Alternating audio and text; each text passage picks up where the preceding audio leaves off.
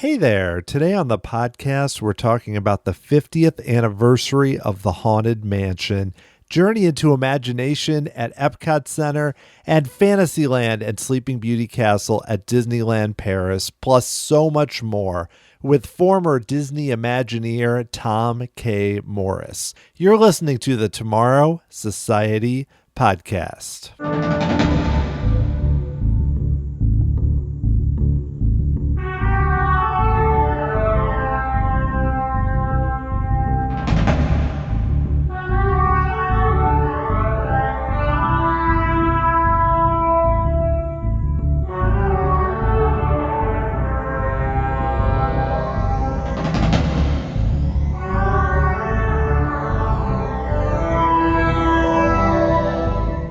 Thanks for joining me here on episode 81 of the Tomorrow Society podcast. I am your host, Dan Heaton.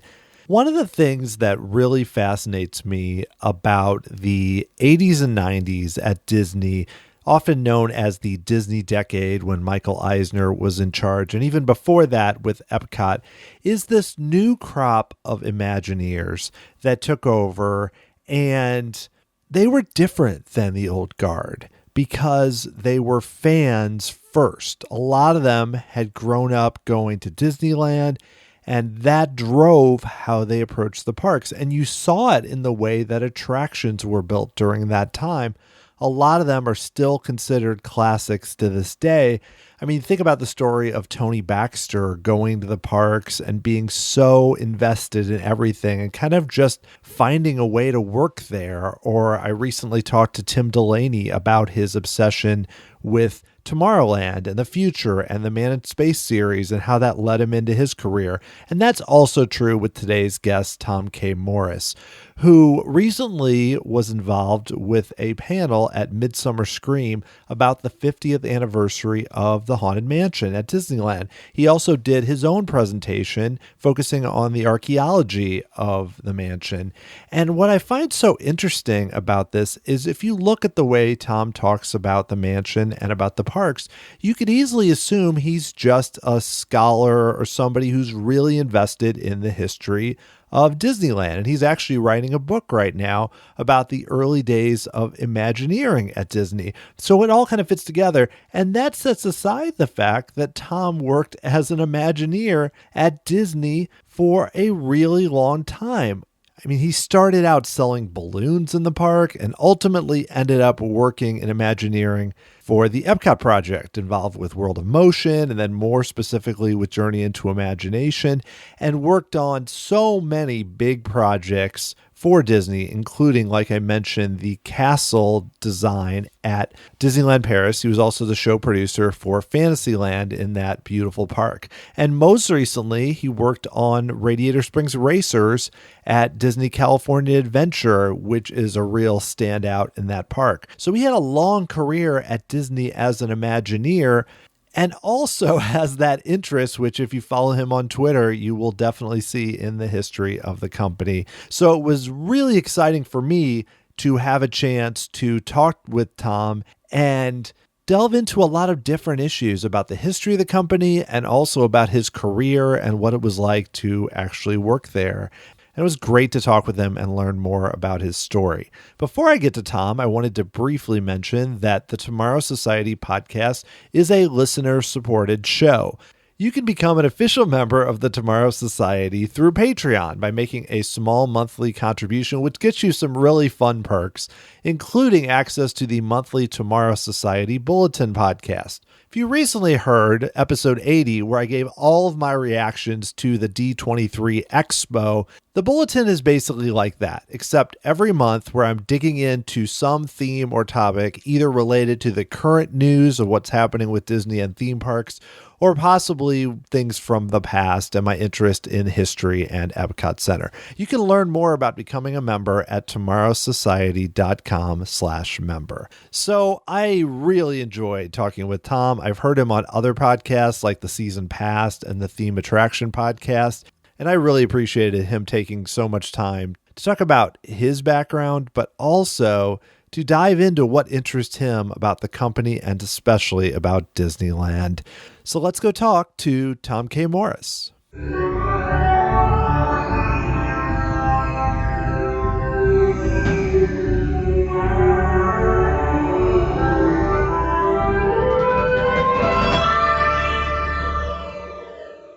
I want to start with the Haunted Mansion because I know just from following you on Twitter and other social media that you're a big fan of the Haunted Mansion, and it just has its 50th anniversary.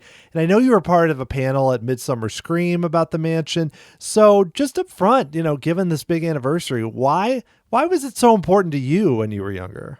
Well, I was at that impressionable age, when the house rose suddenly, one summer. We went every summer, my family and I, usually on the 4th of July. And I remember this was probably in 63. We were eating at the patio of the pancake house, and I was impatient and felt like I needed to not be sitting there looking at pancakes or whatever it was. And so my dad told my sister to, take me for a walk and go look at that new haunted house over there. So, oh, cool. That's neat. Haunted house. So I was only 4 years old. And we went up there, and it's like, well, how come we can't go in?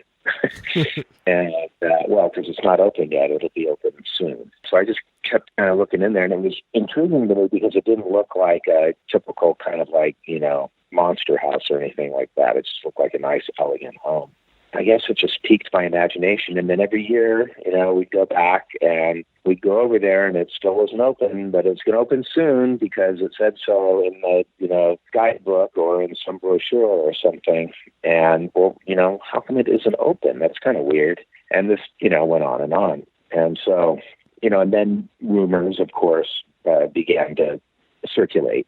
And those rumors, predate the internet and social media and all of that. And they were very persistent rumors. So all of that, is something that I think just stimulates the imagination of a young person. And so growing up in Orange County, I mean, I think everyone in Orange County and Los Angeles County and nearby areas kind of went through this same thing. If we were the same age, it's like, when is that going to open and why isn't it opening? So I think that's why it has extra special meaning. It's not just another great attraction. It's kind of a mystery in addition to being a great attraction. So when it finally opened, it was something really to pay attention to and to celebrate. Yeah, it's one of those interesting attractions where I know when it opened, Disneyland's attendance and everything just took off.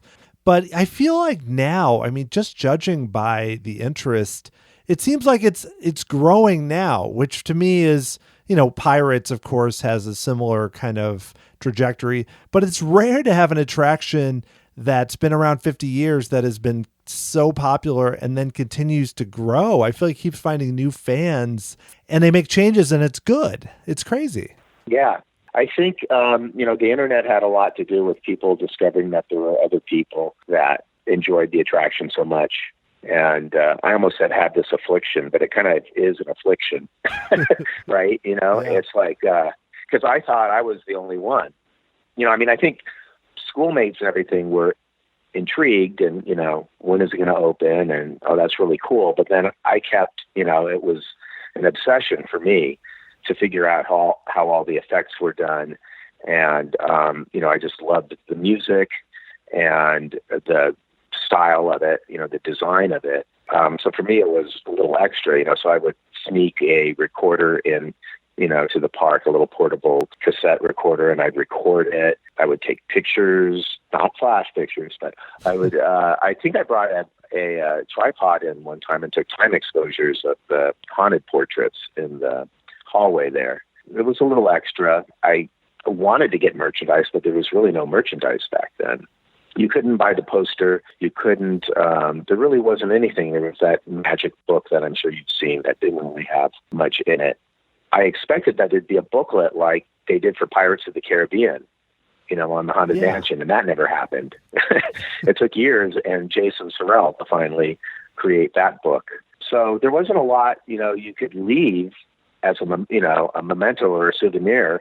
And so it was kind of up to you to take photographs and I would try to figure out what the track layout was. And I was just, I was obsessed by it.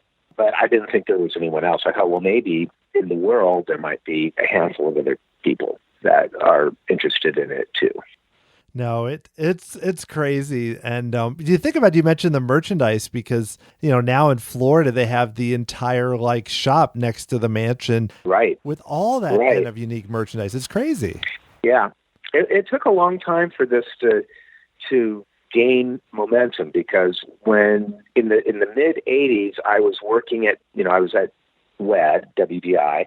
When you're a young designer there, it's a good thing, and most will do this for a couple of years. They'll go to the park and work from the park and get some experience working from the show quality standards office there. So I was doing like the first churro wagons and some things like that. And I thought, why isn't there a hearse parked out in front of the Haunted Mansion that sells cool Haunted Mansion stuff? You could call it Gruesome Gifts. And I did a sketch of it and everything, which I probably still have on tissue paper somewhere. And there was just no interest whatsoever. No interest. Like, you and 3 other people would find that interesting. That's just how it was. And even in the 90s, I kind of remember that it hadn't really caught on. I think it took the internet to do that. Yeah, I think so. I think people individually, they may have had their own little collections or sense of affinity, but it certainly wasn't a community.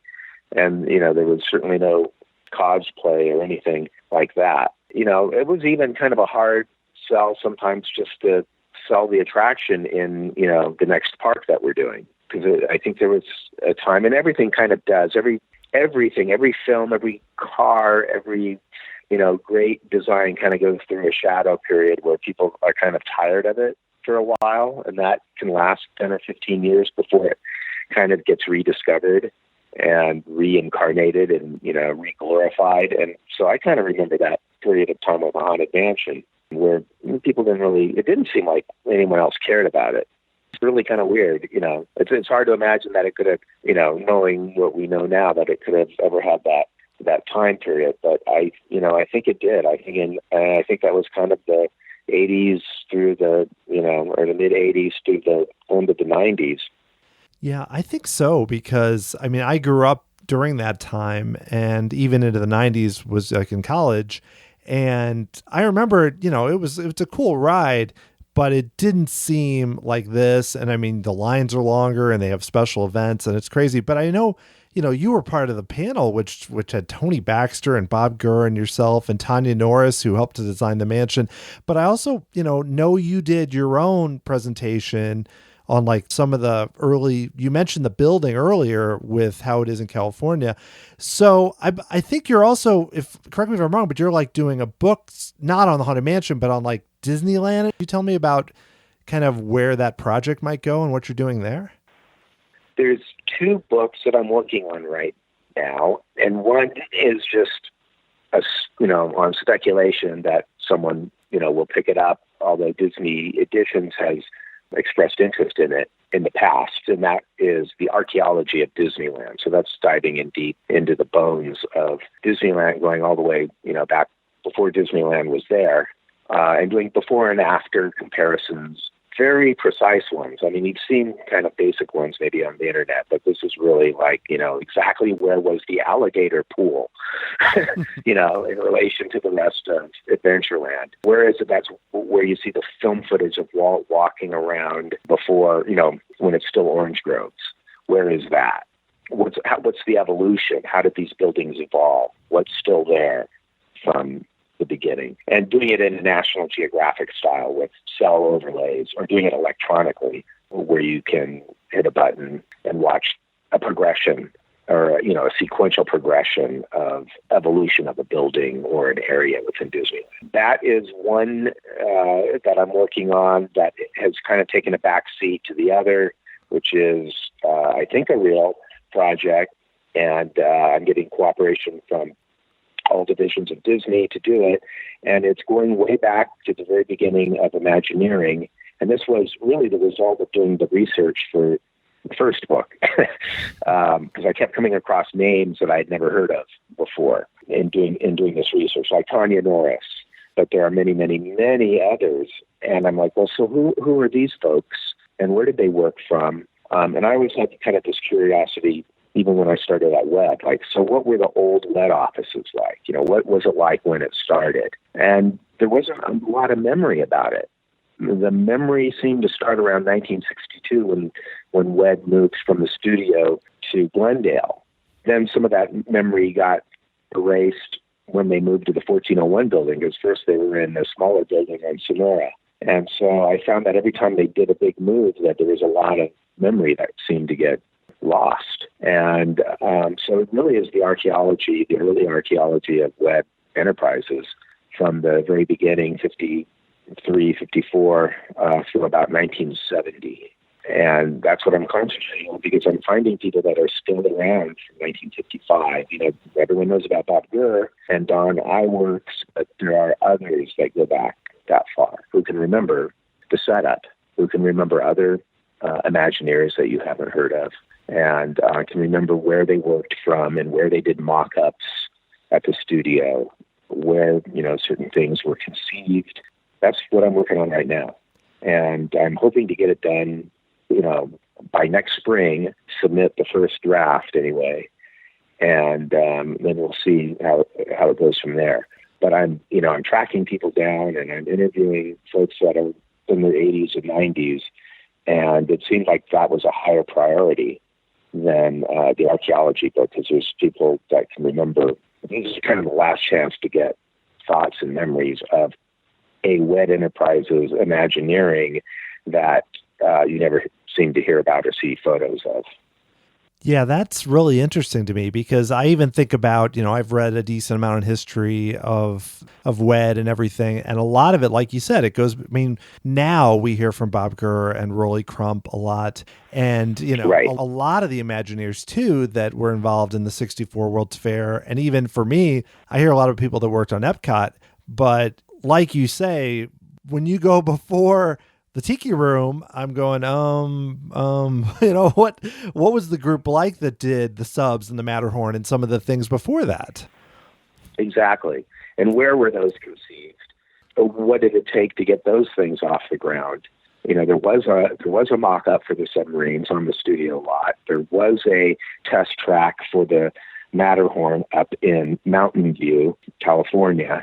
And so all these things that, aren't quite as known, and you haven't seen photographs of, or maybe you've seen one photograph, but you haven't seen the other 23. But there's also a bunch of Imagineers that you've never heard of before that were there for a long time and that made major contributions. Maybe not in the way that Mark Davis, and Claude Coates and all the others that we read about all the time, but kind of the next tier down. A lot of draftspeople, draftsmen and draftswomen, because they had draftswomen back then, that did the final design, the final figuring out of what something would look like. And they tend to be forgotten because they're working under the direction of an art director. But sometimes the art director gives them more responsibility or less responsibility, but often more responsibility to really come up with what the thing should look like. And even the first art directors at Disneyland are not really known. We've heard of Harper Goff and Bill Martin, but most people have not heard of Wade Rubottom or Gabe Scott Namio, a name I can never seem to pronounce, and George Patrick. So these were some of the first art directors, and then they had key draftsmen that they relied on. They were architects. Many of them were architects, but almost all of them were from the film studios and had worked on, fantastic projects, famous projects, and just never got screen credit at the studios that they were working at or at Disney. Just never got the limelight. I'm kind of in the middle of all of that right now, kind of sussing through about 100 draftspeople who were there from 53 to 1970, most of whom came from the studios. And there were several women in that group and immigrants in that group. Yeah. And it seems to be, quite interesting, although a lot of them are really hard to track down information on. And I'm enlisting some folks to help me with that right now. and I've been visiting. I've been leading a very boring summer, a very boring year in general. I go from library to library and collection to collection, trying to hunt down this information. That's one of the reasons I want to get it done in a year from now, next spring, so I can move on and onto the next project, because this is really, taking me back to black and white times.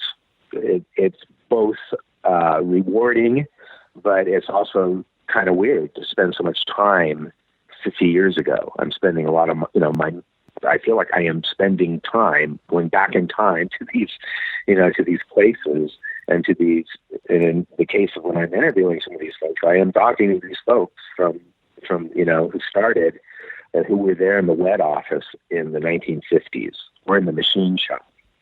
That sounds fascinating, though, for a book, just because, I can imagine that it's not something where you can just go grab the most obvious sources, because if you could, there's books like you mentioned about people that mentioned, Harper Goff and, a lot of people like that, but they're not going to, because like you said, it's hard. And plus people are getting older and unfortunately, aren't alive anymore. So that it sounds like a real challenge, but also something that could be really rewarding. And I think there's a lot of people out there that would, like you mentioned, the few names you mentioned that were lesser known. I've never heard those names before. And I think it's probably pretty common for people beyond your super, historians that probably is a pretty small number of people. Yeah. So there's that aspect of it. And then, I don't think I would do it if there wasn't visual material to support it, because just going through a book of text and interviews and dates could be pretty dry. I found a lot of fantastic photographs. There's still photographs in the various Disney photo archives that haven't either been published or people don't even know that it might, be the wet office over at the studio, which you never see photographs of, or these people that are in some of these photographs might be Imagineers, or some of the things that we're seeing in the photographs are mock-ups that may not be clear immediately when you look at it, and then on second glance you go, oh, wow, that's a mock-up I didn't even know existed before. So there's that, and then I'll be doing diagrams and maps and, showing where the photographs were taken. So it is kind of along the lines of my archaeology, studies that I've done. So, I'm going to pinpoint exactly where in all of the lead buildings and where at the studio these photographs that you haven't seen were taken, but also the ones that you have seen. Because there's a lot of photos that you've seen of Walt walking around, with mock-ups or with Imagineers kind of goofing around. So I'm going to pinpoint exactly where all of those were. So I think it will be great for the Imagineers to see, not everyone can go on campus to those places, but I'm hoping that the Imagineers will get a kick out of that. But I think it'll be interesting for anyone, because they'll get to kind of see a layout of how some of those buildings were back then. Yeah, for sure. It sounds like an awesome project. Well, I want to make sure we have a chance to talk about some things you worked on. And even you mentioned, just your interest in Disneyland, which is so strong. When you were younger, and even as, you were growing up and getting into Disneyland, even before you started working there, how did you get so engaged even in Disney or in wanting to work there when you were a kid? I think it was, I was equally interested in architecture, animation, film, and, Disneyland. Disneyland, maybe a little bit less. I think that animation at that kind of at the impressionable age of maybe, 8 or 9, I think it was animation that first kind of caught my interest. And it was probably The Jungle Book, that did it. But it was, we also had to watch films like Toot Whistle Plunk Boom and Donald and Math Magic Land in school. So we were exposed to a lot of great Disney animation.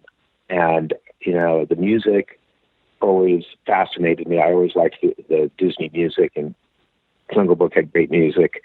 Mary Poppins had great music. The shows that were on the Wonderful World of Color / Disney, a lot of animation and a lot of great music. And so I think that fascinated me, and architecture fascinated me. My dad was a high school art teacher and sometimes English, but mostly art. And he also was in the theater department and built the sets for the stage shows. So that kind of interested me. And then my dad got a summer job at Disneyland in 1967. So he was hired as a seasonal employee, as many high school teachers are. And he got to work, the first summer on Pirates of the Caribbean. Wow. So I think one of the people that, I was kind of thinking back on this, like, how did he know so much about how it was all done? Well, part of it was through his expertise in knowing how sets and everything were put together. But I think he had there was a foreman on that I think would take you around if you were interested and let you kind of go in further detail. I think this guy worked at Disney University, was one of the orientation leads. And so he always had stories. I guess my dad would get the stories from this guy, like what was going on with the Haunted Mansion. When I finally went on it in the summer of 67, I was expecting something kind of cool. I had not heard that there was going to be a pirate ride. I wasn't aware of it until my dad started working on it. And so then I, heard about it, and then there was the Look magazine article about it. And so finally we get to go on it, and it affected me. I mean, I just didn't expect it to be so good. And my dad was telling me a few little secrets about it, and that just kind of fueled the fire a little bit more. So ever since then, I started kind of getting interested in the architectural and building, kind of side of things. I guess that, it just seemed like a more interesting field to get into than an insurance salesman or a professor or what we were all pushed into, in the 60s and 70s was, be a business person or be a lawyer or be a doctor. So this seemed a lot more interesting. Yeah, it's funny that Pirates, I've talked to multiple people who that Pirates at Disneyland, they wrote it when they were younger, or even you mentioned that booklet which one person brought home and studied it. It's amazing how much, we mentioned the mansion, but how much Pirates and even the mansion led to so many people to get into some type of theme park design or something related. Those were huge, especially for kids of a certain age. Yeah, I think, that was crazy summer, 67, because not only was there Pirates, but, there's more. We went into Tomorrowland, and there was all of that, which I had no idea was being worked on either. And it was all open. That was Carousel of Progress and Adventure to Inner Space and Circle Vision, People Mover, all of those things. Wow, I mean, like my head was spinning. It was just, kind of incredible. Yeah, I think a lot of us, who were at that age or around that age really were affected by that. And it was kind of like something to be interested in besides. There wasn't much interesting to be interested in. It was sports or politics or, academic, just the academic world of, you can be an engineer and work for Northrop. I was not interested in that. And so I think there were a lot of people, a good percentage of people who's like film and the arts. And it wasn't something that you were encouraged to get into. You had to kind of fight your way to stay in there because your counselors, and you didn't get a lot of support back then because it seemed like a crazy thing. People didn't even know what Imagineering was or WED was. In animation, I think there was a perception that it was a dying art, and it was. So you weren't really encouraged or pushed into those fields. Maybe film. It was funny times. A lot of us now, Don Hahn was on that panel, and he has similar memories of his childhood. And I've heard Brad Bird and others talk similarly of their growing up during that same period. And here was this thing, Disneyland, that seemed like a much more interesting thing to get into, or the Disney Studios and animation. Yeah, it's crazy to think about because, I look at it now and Imagineering, even if you're not an obsessive, Imagineering is like, oh yeah, Disney, they make attractions and such. And you mentioned Brad Bird, and there was, the Cal Arts class that they put together, which had so many people, John Lasseter and others, that ended up basically leading to, what happened with the Renaissance, and then with Pixar, and then with parks. It's crazy, but that was all into the 70s. That was after all of this. Yeah. But still early for the time. And I remember my counselor saying, don't you dare think about going to Cal Arts because, that's just a school where they'd smoke pot and, goof around all day. Because, it did get off to a rough start in the earlier 70s. Like, okay, I guess I won't think about going there. Yeah, it was really, it was crazy. But, Disney was also talking about, that was at a time when they had just opened Walt Disney World, and now they're talking about doing a thing called EPCOT and all these other projects that they had on board. And they were, actively looking for recruits, and they had a very active internal recruiting program, which is how I got selected to go up to WED. And then it became an aggressive external recruiting program too, with, advertisements in the paper and magazines that Mickey wants you, for Epcot and for Tokyo Disneyland and all these other things, as well as animation at the studio. They were also beginning to aggressively look for, who are going to be the breed of animators at the studio. So eventually a lot of us came back together years later, kind of shared the same stories. But at the time, you were kind of felt like alone, party of one with that field of interest. Sure. Well, let's dive into Epcot, because I know you ultimately ended up working on that project, and I believe started out doing some work for World of Motion and then for Imagination. So how did you get there, and what was that like? Disneyland had a recruiting program that started before they announced EPCOT, which was just an internal career placement program that you could submit a resume and a portfolio, and they'd keep it on file. And they just have this file, I guess.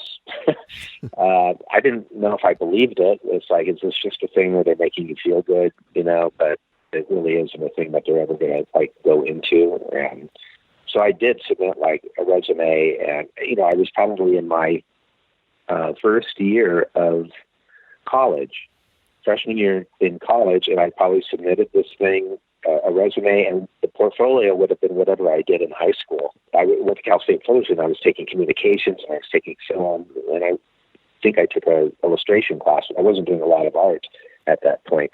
But in high school, I had done more art, and I had done a lot of drafting. I took 3 years of drafting, so I was a very good draftsperson with good basic spatial management knowledge and some architectural knowledge, although, I wasn't going to major in architecture, but I had the knowledge that it takes to, plan a building or plan a house. And so I submitted that, not thinking it would be useful for 3 or 4 years or 5 years.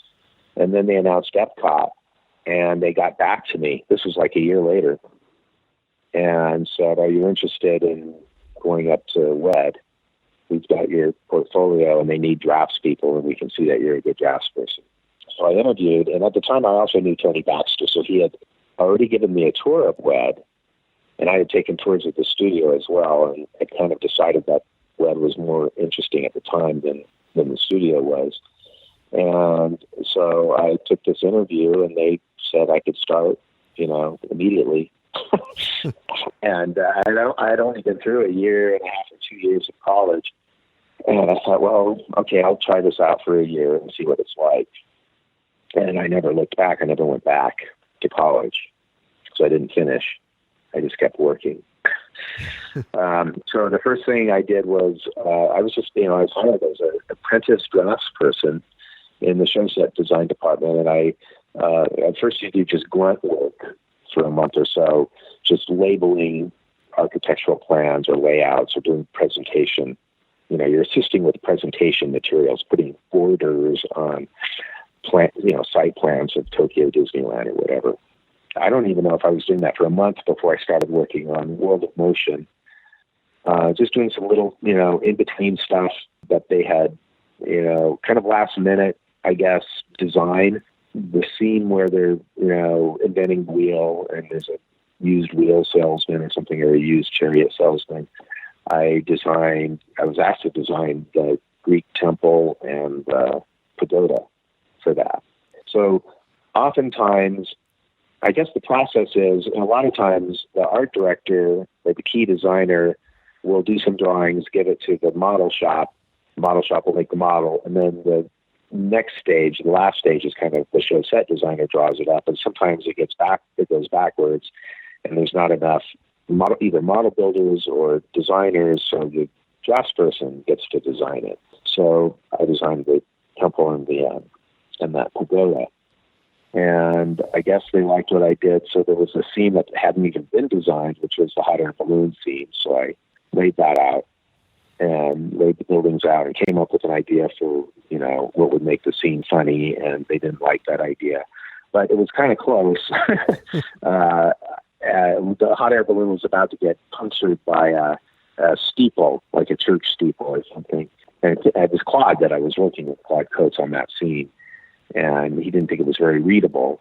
But the rest of the scene, I think, was done as I drew it up. And I had goats, I think, in the basket, and I think it was replaced with a pig, if I'm not mistaken. I went on to the next thing. I didn't even look back. I didn't really pay attention to how that scene even came out. But I do remember, there were a lot of people working on that project. So, I think Mark had finished up. Mark Davis had finished whatever work he was doing on it. Claude was working on it, but so was Ward Kimball, and some other art directors that were pulled in. And so it was hard to figure out who I was even working for. But I think as far as I was concerned, I was working for Claude on that one.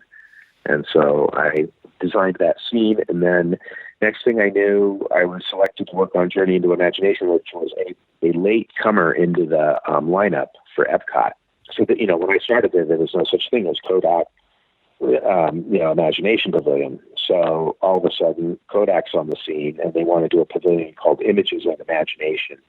Tony Baxter was selected to be the creative art director lead on that, and he had to assemble a team quickly. And there weren't very many people left because everyone was working on, trying to get World of Motion and energy in the land and all these other things. So Tony put together a team, and he asked that I join the team. And at first it was just brainstorming. It wasn't doing any kind of deliverables. It was just, what is this thing going to be?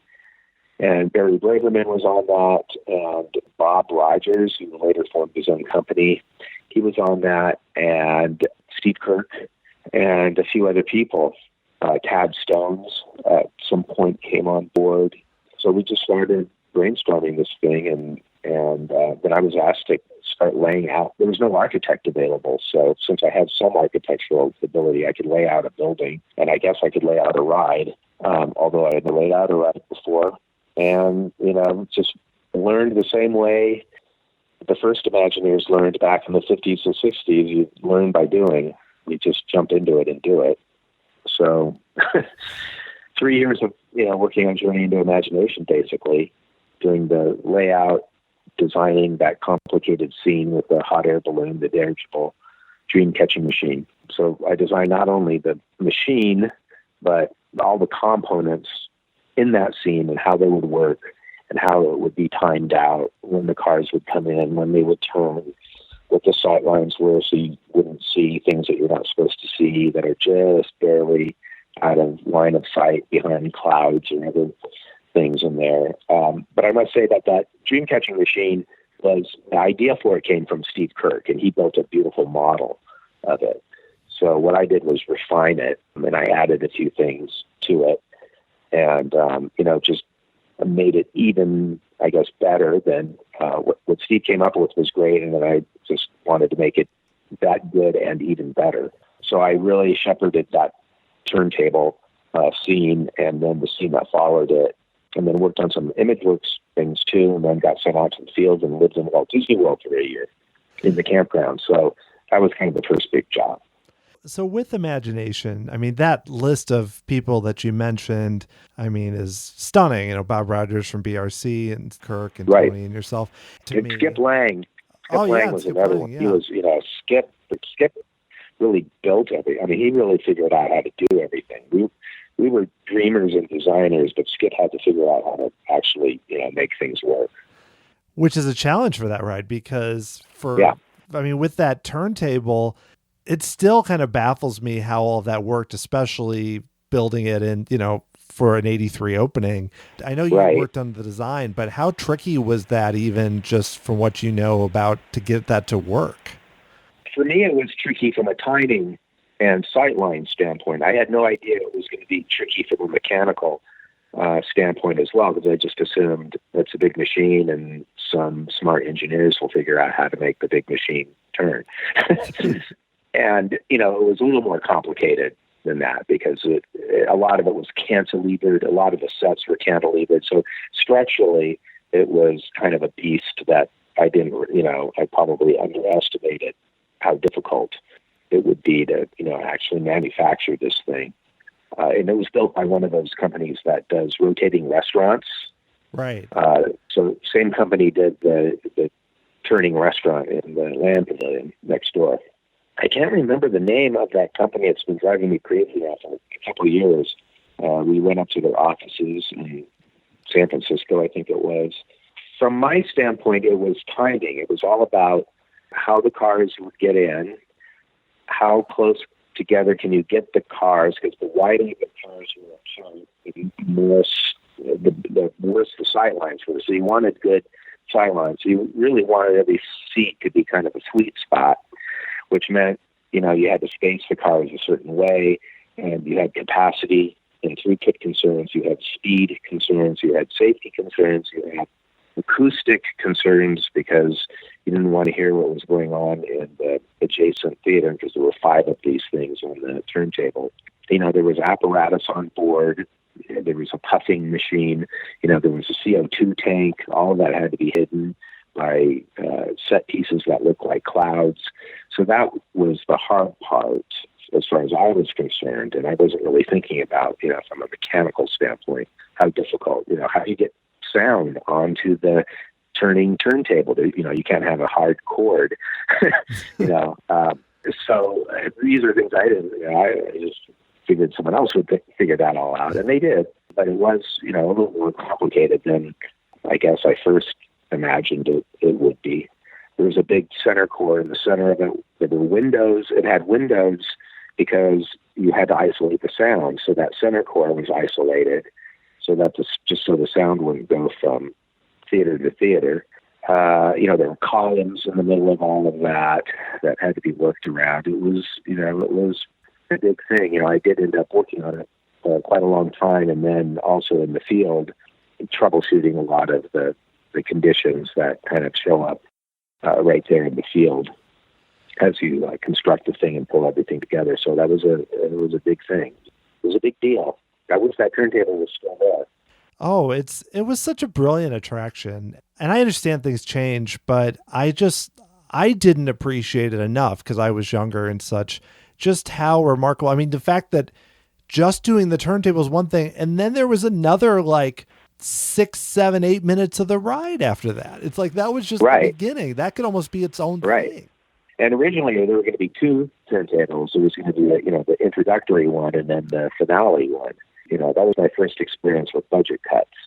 I had designed that pavilion so that it would disembark on the upper level right into the Imageworks, so you didn't have to go up a set of stairs. So that got cut, and the second turntable got cut.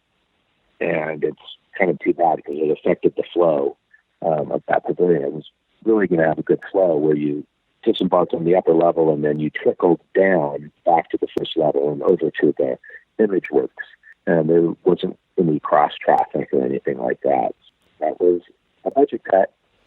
Yeah, I'm sure you dealt with a lot of those over the years.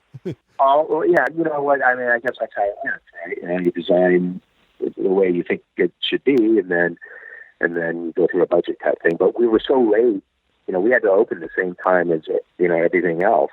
So there wasn't much time to make a thoughtful adjustment, I guess. So we decided to do it and then open the thing on October 1st. The ride did not open on October 1st, although I think we took Kodak around a month later for their opening ceremony. We got it to work just enough to cycle a group of people around. And then it had to close for 3 months. The show was almost finished in October, but the ride had a lot of ride control things that had to be worked out before we could let guests go on it with a regular throughput.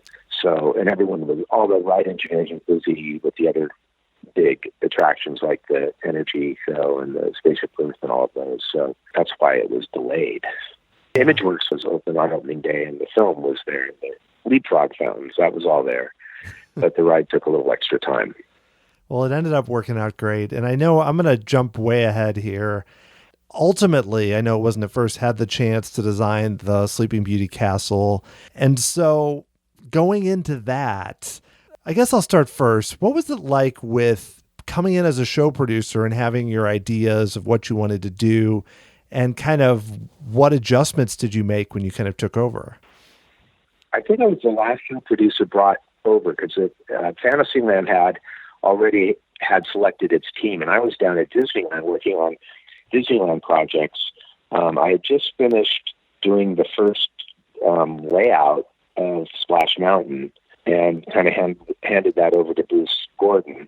And I had been working on some preliminary stuff for Indiana Jones, and I think I worked on the facade, the architecture for the Star Tours, for that South building in Tomorrowland. I did all of that, from the entrance to Star Tours all the way wrapping around to the carrot shop, Star Traders, and did the neon Mickeys and all of that. And I had taken a trip to Europe, my first trip out of the country, and I just happened to, visit a lot of little medieval villages in Germany and Switzerland and France, and had taken, a slew of photographs, castles also. And so I kind of had those in my back pocket, and they had already selected the group for Euro Disneyland, but one of the show producers was moved over to Disneyland, and that opened up an opening for a show producer. And so Tony asked me to take that role, but the land had kind of already been designed. So I started that under the caveat that there wasn't much design left or much latitude to leave my creative imprint anywhere. And the castle was still being worked on, but there were like 6 or 7 people all doing castles, and there were too many people already working on castles, so don't even want one more, yet another person burning hours and time working on a castle. So, but I kind of had in my mind what I thought, because I'd listened to what how he would explain what he wanted, and I thought I understood what he was saying, and the other folks didn't quite seem to either understand what he was saying, or they just wanted to do something, completely different. And there were some really cool concepts, like Tim's concept was really neat for kind of an Art Nouveau, modern kind of a, castle with a very distinctive French influence to it. Someone else was doing, there were just a whole lot of people doing castles. And I just kept thinking, well, I think I know what Tony wants, but I'll keep quiet. And I guess, after a couple months of that, and people were still getting nowhere, I asked Tony, let me put together a board, like inspiration board, hearing you say storybook, castle, fairy tale, soft, more like the Disneyland castle than the Disney World castle, but taller. And so I just put together kind of a style board, I guess, comprised of photographs of castles from other Disney films or other film projects entirely, or storybooks, Disney and non-Disney. And then I actually started just doing some scribbles, and I guess he liked that direction. So eventually I started designing the castle. That's how it happened, kind of by accident, I guess. So what was the secret? Like, what was the trick that made your castle work for what Tony was looking for? Because all the castles are great, but that one in particular is really stunning. So what was the trick that, like you mentioned, you knew what he wanted?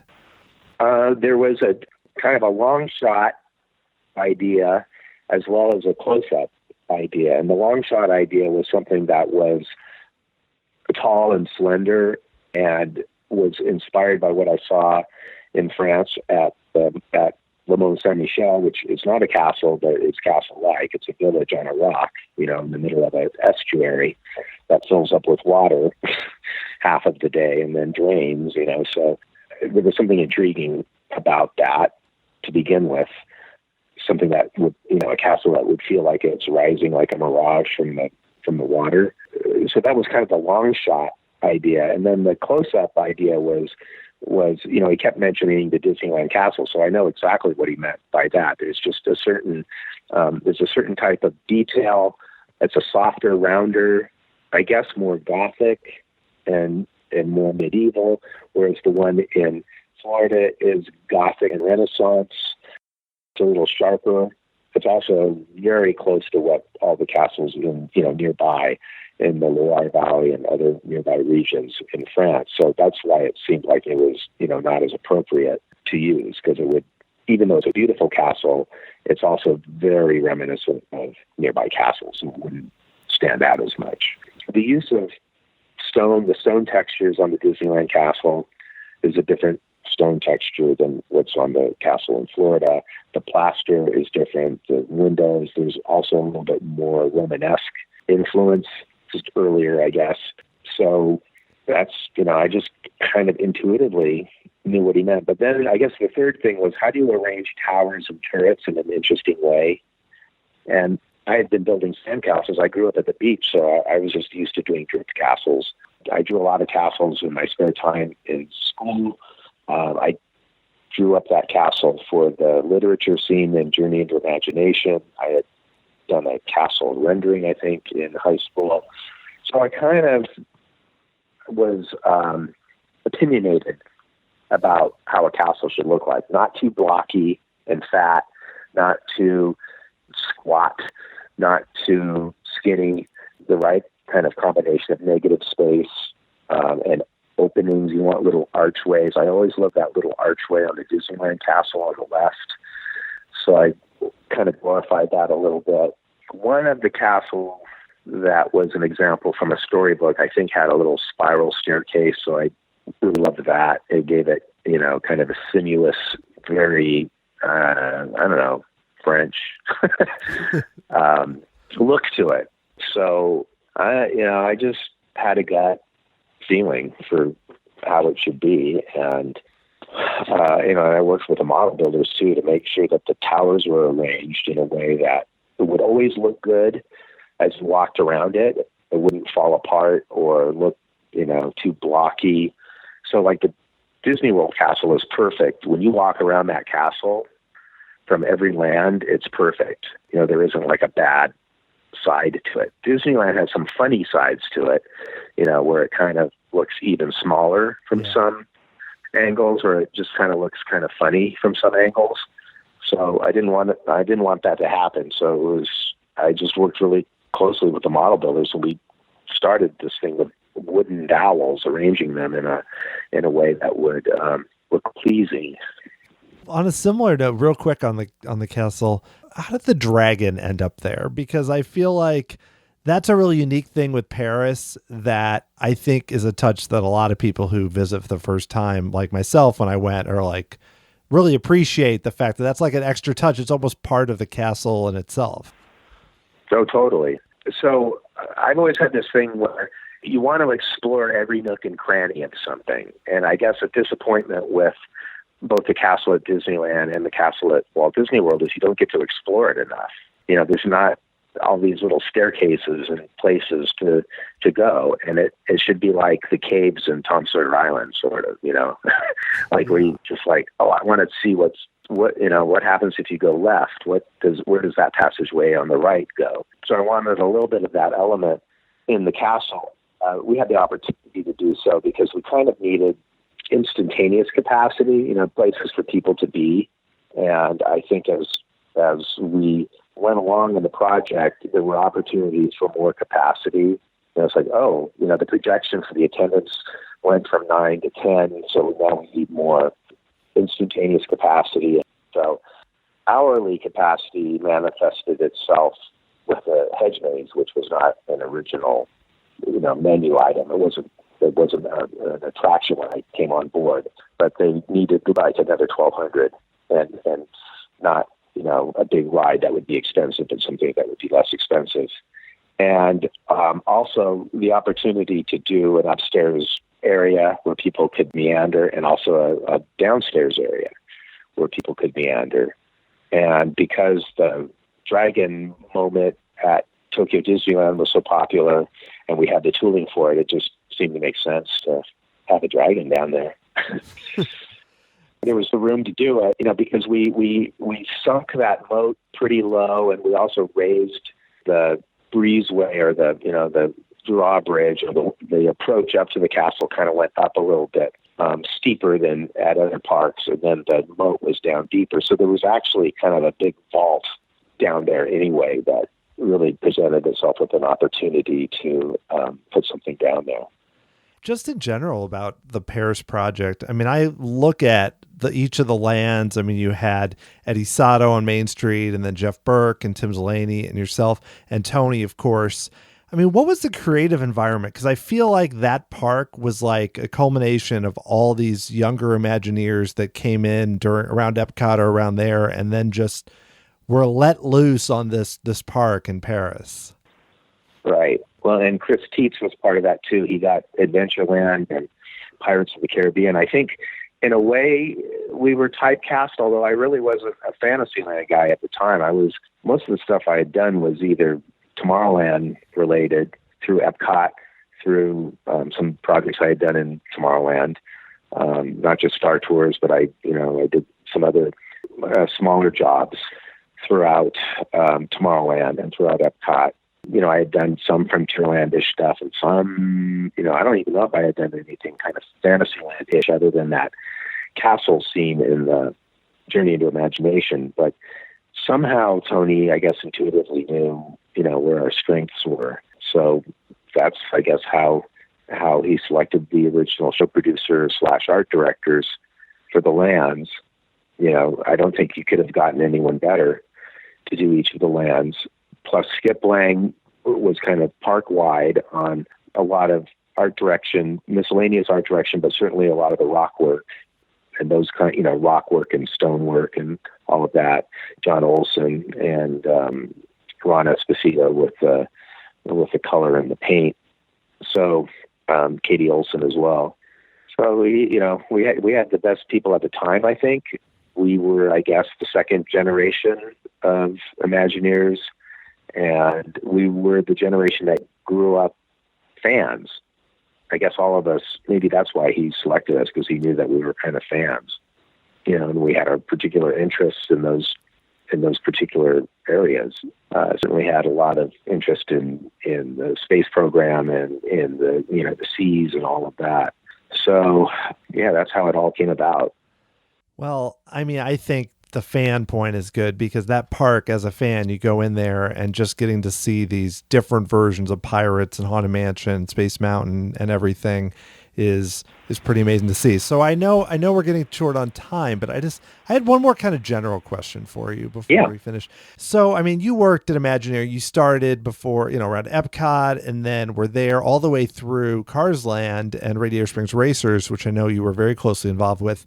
And what's the biggest change in how things work? Or what's one big change that you've noticed beyond just, the technology's better in terms, because we've seen it where Disney, they've got Galaxy's Edge and they're doing all these things, and Universal's growing and the industry is just exploding. But in terms of the design, when you were working, how did things really change for you in terms of how you did things? There's a lot more people and a lot more money. I mean, there's actually decent budgets now. And there's a lot of, you kind of get the resources now that we weren't always privy to back then, or the budgets. And that's a great thing.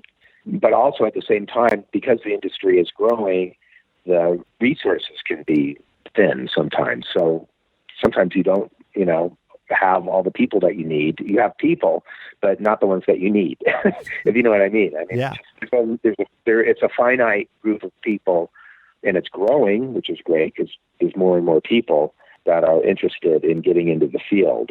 But depending on the project that you work on, sometimes you don't always get all of the people that are qualified. And so that means you've got to instruct and teach, which, kind of puts you in a different frame of mind. You've got to become kind of a mentor and shepherd some folks along, and that's fun to do. It's rewarding to do. If it's a big project and you've got a lot of folks like that, that can become really challenging and time consuming. So I think it's a challenge for the industry is, this is the kind of thing that's hard to teach in school. And you can teach some theoretical elements of it in school, but you really don't get a sense of it until you're actually, at the board or in the field doing the work.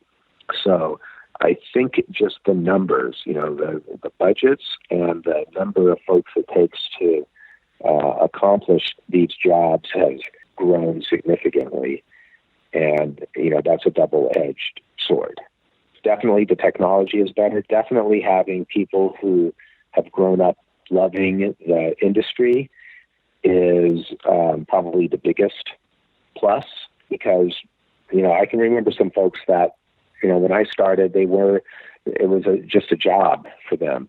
That was a small minority, but there were folks that were kind of just like, okay, well, it's 5:00 now, and so this is how it is now. This is how it's going to be because I'm done, and I got to go home on the weekends here. And you go, well, it doesn't really look finished. So there was kind of a transitional period, I think, when the first group that worked on Disneyland and Walt Disney World were all from the film industry, and all, they worked either directly with Walt or people who worked directly with Walt.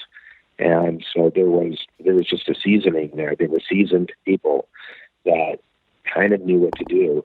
And then I think there was this awkward period in between, about the time that I started, where people were coming from other fields and they weren't fans and they didn't necessarily know how to do a tiki structure, and they may or may not have been interested in finding out or doing the proper research to figure that out. So you'd get kind of some, not great design coming through.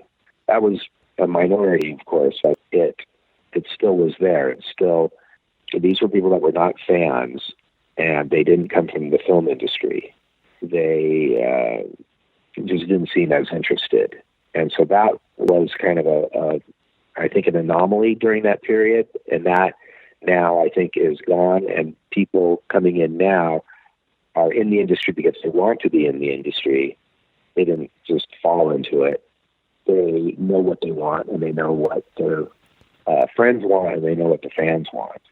So that is a huge, huge advantage over any time period, because they want to ride. They're as anxious to experience the thing that they're coming up with as anyone. So I think that's the biggest bonus right now, is that you've got people who really care and are excited about experiencing these shows, these rides, these attractions, museums, whatever they are, and they want to enjoy it again and again.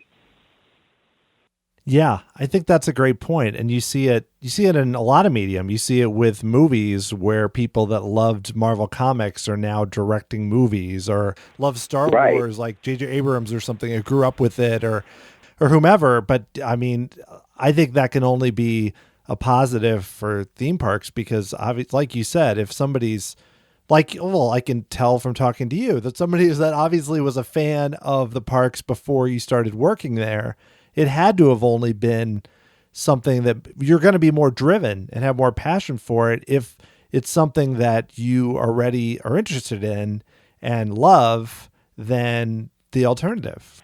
Right. I think that's the number one thing right now. That's what's really going to, I think, propel the industry forward.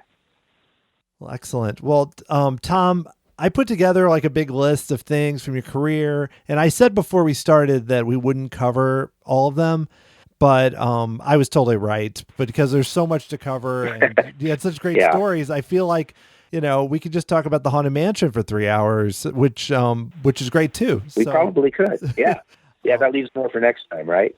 Definitely. Yeah, I would love to have you back, especially as you're getting your book together, which sounds fascinating. And plus, there's plenty of projects we didn't talk about, Disney Quest and so many other things you worked on over the years that would be awesome to talk about. But if people, I know you have a pretty big social media presence, so if people want to follow you, where are the good places to keep track of kind of what you're doing with the book and other projects? Well, I think mainly Twitter. So I'm Tom K. Morris on Twitter, and I'm also on Instagram. It's less Disney centric on that, and I don't seem to post as much on that, but that has a lot of my travel, like a little bit more of my travels. And although I'm not traveling a lot this year because I'm doing this silly book, so I'm also Tom K. Morris on Instagram. So those are the two main platforms. Well, awesome. Well, Tom, thanks so much. I really appreciate you doing the show, and definitely excited about what you're doing in the future. Great. Well, thank you so much. I enjoyed this.